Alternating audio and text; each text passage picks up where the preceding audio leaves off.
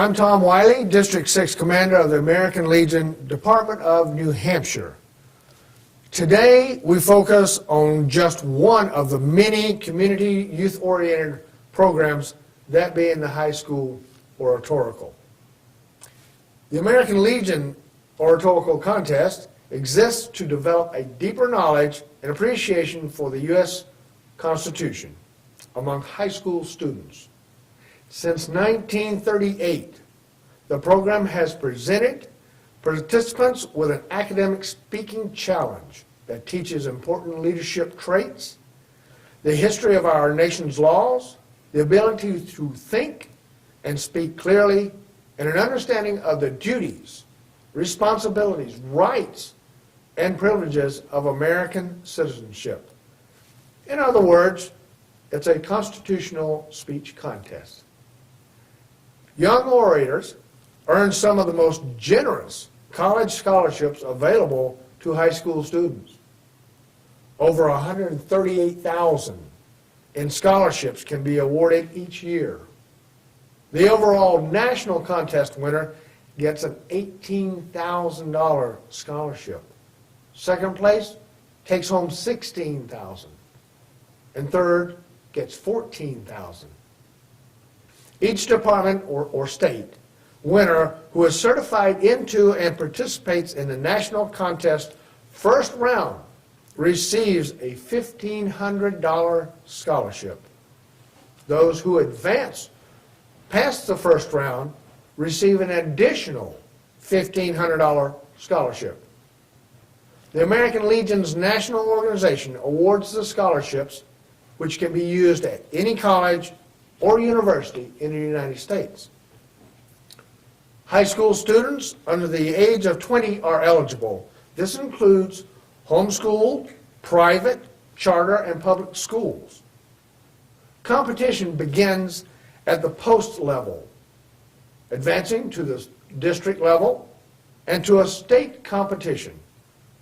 Legion departments representatives certify one winner per state to the national contest, where department winners compete against each other in 2 speaking rounds. The contest caps off with a final round that decides the 3 top finishers. Speaking subjects must be on some aspect of the U.S. Constitution, with some emphasis on the duties and obligations of citizens to our government. Speeches are 8 to 10 minutes long. 3 to 5 minute speeches on assigned topics are also part of the contest. The District 6 High School Oratorical Competition was held at the chapel at the Cardigan Mountain School in Canaan, New Hampshire. The chapel provided a wonderful setting as the contestants' voices were heard without amplification, use of a podium, and without any type of note card. The winner of that event received a $250 check, a certificate, a medal, and went on to the department level or state level competition held at St. Anselm's College in Manchester, New Hampshire. He gave his prepared oration and assigned topic so well, he won first place. With that, he took home an additional $1,000, a trophy, certificate, and a medal. Now he has the opportunity to represent New Hampshire at the American Legion National Headquarters in Indianapolis, Indiana in mid-April. There he will compete for the large scholarships awards that I spoke of earlier. We are honored today to have Ben Dry of Plainfield, New Hampshire, the 2013 Department of New Hampshire American Legion Oratorical winner. Ben, welcome today, and I'd like to ask you a few questions if you don't mind. Could you tell us how you prepared for this competition, and was there any difficulty it presented, and your feelings on the winning at the state level? Well, thank you. I would say my preparation started a year ago when I did the same contest And that experience was just a learning experience, understanding what the competition required, what it took, what worked, what didn't, and where it stood at that time. And I felt like I took that experience from last year and applied it this year and just worked on my speech, made sure it just worked for me, made sure I presented it well, and I felt like I had a lot of confidence. I felt I could do really well. And so it was really just applying myself, picking a topic I liked, and just writing it out and memorizing it again and again and again until I felt really comfortable with it. And I would say the two most difficult parts for me was time. It just took a lot of time to write, to prepare, and being a senior, there's just a lot of other obligations to attend to. And so I was very fortunate enough to pull it off in time to get everything done. But the most difficult part for me was writing it, just picking the words that I felt expressed my feelings on the topic, what needed to be said, and how it should be said. And that's not an easy task to do. Very good. Very good. You've been in this competition for quite a while, haven't you? Yep. Since I was in 8th grade, I did the junior oratorical contest. Very good. Yeah. Very good. And I believe you placed third last year at state level. Yep, I did. Yeah. I was there, and I was quite proud of you. Thank you very much.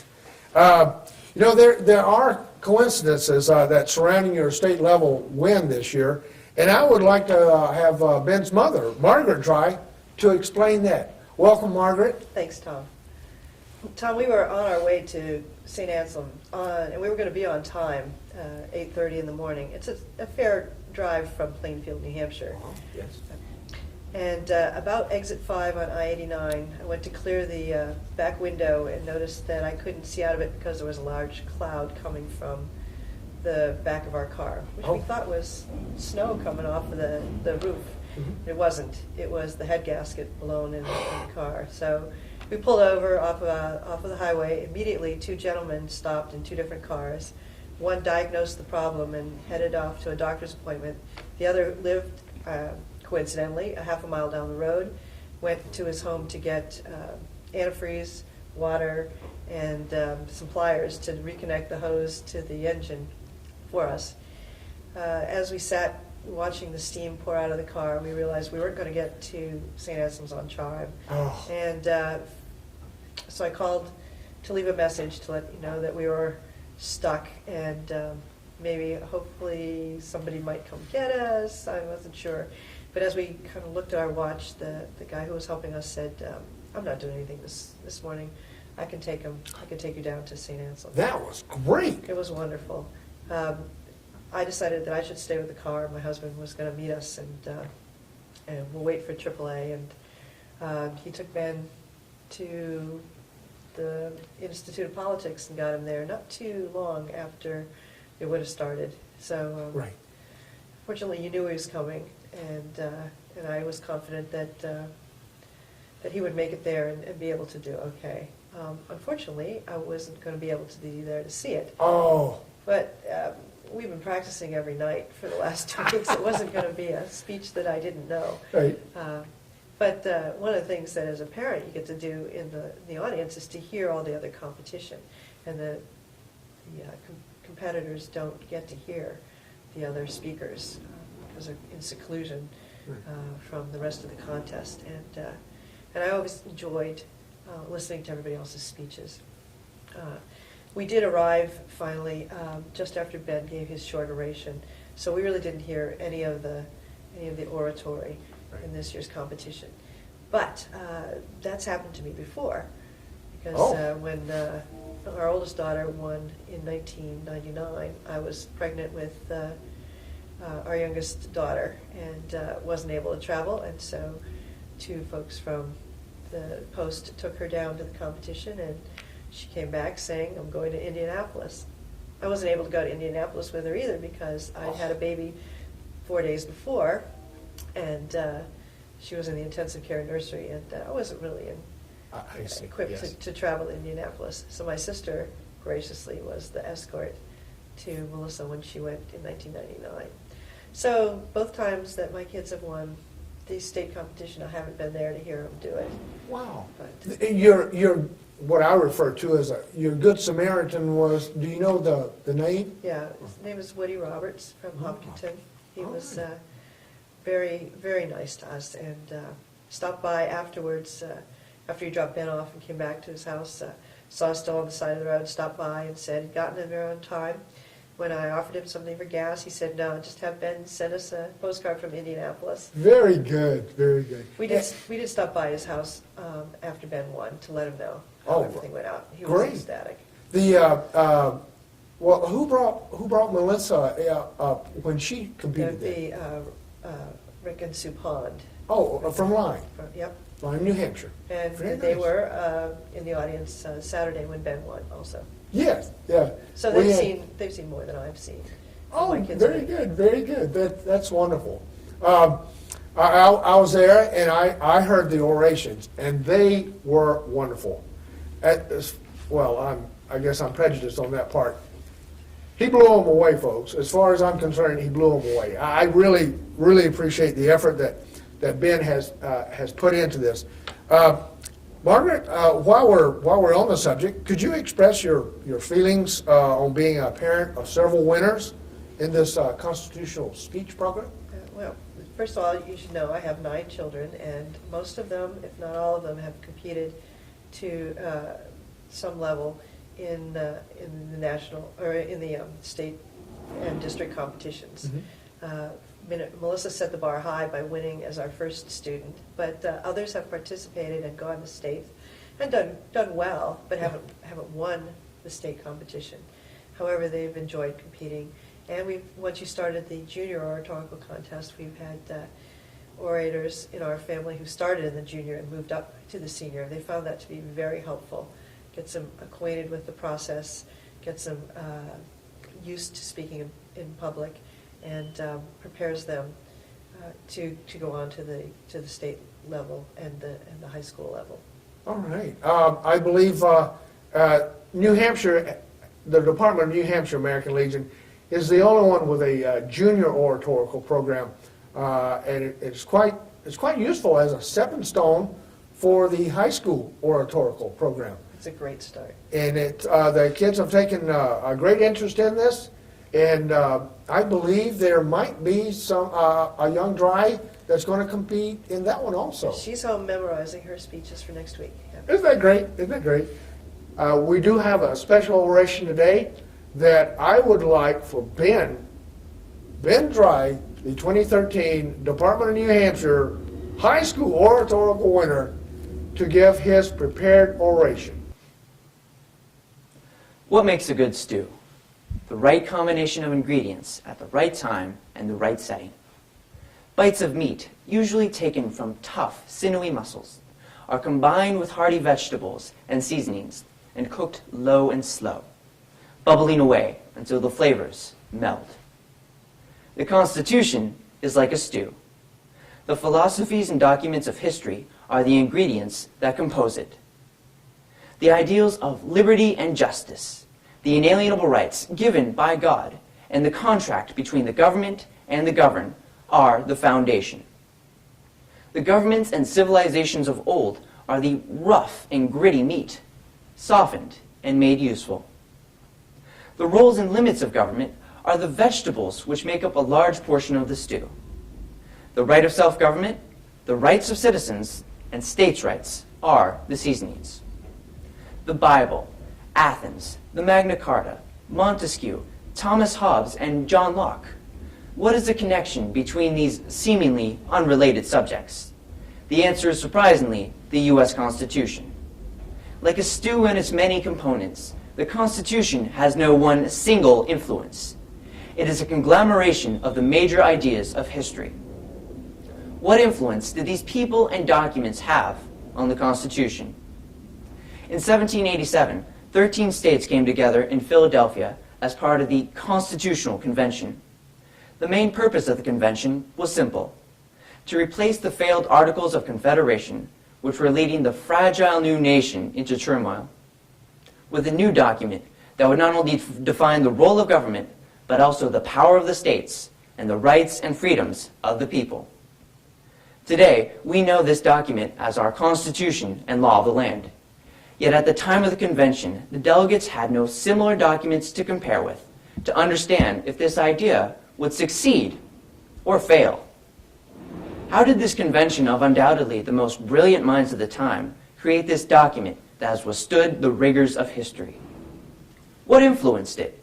And why is it important as citizens today we not only understand these influences, but also use the Constitution as it was meant to be used, to protect the people from the overreaching power of the government?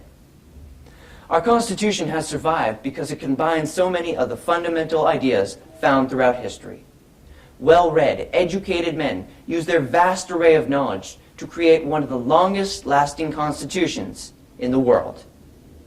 The influences on the Constitution can be set into three distinct groups: the ancients, the documents of Britain and early America, and the philosophers. The ancients were the ones who first gave rise to the notion of government. Two places are called the cradle of democracy: ancient Athens and Philadelphia. Philadelphia is obviously the cradle of representative democracy, but this was based on the idea of democracy that was developed in Athens. Athens also gave us Aristotle, who describes a constitution as the way of life of a citizen body, and describes citizens as all those who share in the civic life of ruling and being ruled in turn. From ancient Rome, the founders acquired the model for the workings of government. Vetoes, filibusters, quorum requirements, term limits, impeachments, the powers of the purse, and regularly scheduled elections. These ideas from long ago still have great importance to us today. The documents of Britain and her form of government have been some of the greatest influences on our Constitution. The Magna Carta was the first political document to underscore the importance of individual rights, such as the ideals of liberty and justice, the right to trial by a jury, protection of private property, limits on taxation, and some religious freedoms. The English Bill of Rights stood as a predecessor to ours and included some of the freedoms that would later be included in our own Bill of Rights, such as the freedom from a standing army in peacetime and the freedom to bear arms in one's own defense. In the Mayflower Compact of 1620, the settlers of the new country created a covenant with God together to form a government for the good of the colony. They recognized that this was a necessary step in order to survive and maintain order. Finally, Samuel Rutherford, a Scottish Puritan in 1644, wrote Lex Rex, the law is king, an argument against the divine right of kings and for the right of the people to replace the government. The rule of law meant that laws were to be applied equally to all, even kings. These principles show up in the due process and equal protection clauses of our Constitution. But the group that has given us the greatest understanding of the ideals presented in the Constitution is the philosophers, men such as John Locke, Thomas Hobbes, and the Baron de Montesquieu. John Locke, a 17th century English philosopher, believed strongly in the principles of natural and inalienable rights. Among these were life, liberty, and property. If they sound familiar, this is because Thomas Jefferson drew heavily on Locke when writing the Declaration of Independence. Locke believed in a social contract, where the people gave up some of their natural rights in order to be protected by the government. If, however, the government failed to protect those natural rights, then the people had a right to replace that government. He believed that government arose from the consent of the governed. Thomas Hobbes, like Locke, believed in a social contract, but he also believed in the necessity of a strong central authority in order to avoid the evil of discord and civil war. His 1651 book, Leviathan, written during the English Civil War, echoed the concern that without a strong government, the people would be in a state of nature, where every person had any right to everything, thus in the end leading to chaos. From Montesquieu comes one of the greatest distinguishing characteristics of our Constitution, the separation of powers. This is the idea that a government elected by the people is the best form of government, but that it is best balanced between three groups. This would avoid placing too much power with one individual or group of individuals. For Montesquieu, these three branches would be the king who enforced laws, the parliament who made laws, and the courts who interpreted laws. But for us, these three branches would be the president, Congress, and the Supreme Court. But for all the sources that have just been cited, the one that is the oldest and greatest influence on our Constitution is the Word of God. Although there are no direct references to the Bible in the Constitution itself reflects the biblical idea that a fallen mankind needs a government to keep its natural self-interests in check. The Constitution brought together these ingredients of history, mixed them in the giant cauldron of the convention, and let them simmer long and slow, until the separate ideas blended and became indistinguishable. Why is it important we still understand the basis for the different parts of the Constitution? Patriot Patrick Henry wrote that the Constitution is not an instrument for the government to restrain the people. It is an instrument for the people to restrain the government, lest it come to dominate our lives and interests. Revolutionary War hero George Nicholas stated, "An enlightened people will never suffer what was established for their security to be perverted to an act of tyranny." Only an enlightened people who understand the basis for their freedoms can prevent the government from overstepping its bounds. When will this country, as a republic, cease to exist? When the people of this country have surrendered every right guaranteed to us in the Constitution to the government which is sworn to uphold and defend those rights. The duty of each and every citizen is to know and understand the intentions our founders had for our government and restrain it from the hand of tyranny. If we fail in this duty, then our country fails. Thank you. Ben, that was great. That's a wonderful oration. You did good. Thank you. That's what I'm talking about, folks. All it takes is the confidence to do it, right, Ben? Right. All right. And the support to do it, right, Margaret? Absolutely. Okay. Now, Ben's prepared oration was entitled The Influence of the Ages. I forgot to mention that earlier, but now I will. And I would like to thank you so much for doing this for us today. The American Legion needs as much, advertisement out there as any of the other organizations. They're all civic organizations, and they all have community-oriented youth-type programs. But this is one that really requires some work. And the best of luck to you out at National Headquarters in Indianapolis, where you'll be here shortly. And folks, if any school administrators, teachers, such as history, social studies, English, guidance counselors, parents, or young adults out there that would qualify for this, are interested in this wonderful, wonderful program, contact your local American Legion post or call National Headquarters, and you'll see the numbers down at the bottom here, at the Americanism and Children and Youth Division, telephone number 317-630-1249, or email acy@legion.org. Now, if any schools out there would like to sponsor holding the orientation contest in their facility, you're more than welcome to call the American Legion Post also and volunteer your facility to hold this wonderful competition. Now, this program is offered in every state, so contact your American Legion and they will assist you or put you in contact with someone familiar with their program. And as a side note, as mentioned before, the Department of New Hampshire is the only state to offer the junior oratorical program. And for those interested at this level, which is not as stringent, but also has a monetary awards up to $500 at the New Hampshire state level, contact your local New Hampshire American Legion post or New Hampshire Department Headquarters in Concord, New Hampshire at 603-271-2211. The next junior oratorical competition for this year, 2013, at district level will be at Crossroads Academy, Lyme, New Hampshire. We appreciate them sponsoring to hold it there this year on Saturday, March 2nd. You're more than welcome to attend, and we're looking for a good competition at the junior level, and as you can tell, we have a fine example of the high school oratorical level going to Indianapolis this year. Again, thank you, Mrs. Margaret Dry, and to you, young Ben, for being with us here today and giving your oration. Good luck to you, and to all of our viewers out there, have a great day.